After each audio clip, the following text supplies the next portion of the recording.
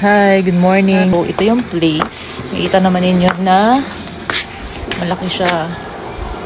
Yan, mayroon ditong CR na dalawa.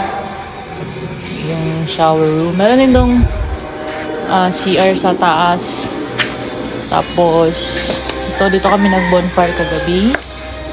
Itong kanilang pool. Ito yung pool nila, malaki. Infinity pool. Pero, ano yan? Mababaw muna dito na part. Tapos doon, palalim na siya mga 5 feet. Tapos sa taas, I think meron yung 5 ata yung rooms nila dito. Hindi ko kasi na-check yung nasa second floor. Second floor agad. Pagpasok nyo, second floor agad. Kasi ang third floor, nandun yung billiard, yung dart, tsaka yung KTV nila. Tapos sa second floor, yung dining area, tsaka yung dalawang rooms. Tapos sa third floor, yung kwarto namin na yung 3. So, malaki siya. Maraming pwede matulog. Tapos, dito, ayan. Ito niya yung view.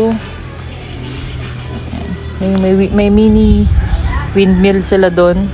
Liit lang yan. Tapos doon, actually, maganda yung part na yun, no? Pwede kayo mag-breakfast. Check-out time is 12 daw. 10,000 daw yung rent dito sa lugar. So, dito yung third floor. Yan. Rooms.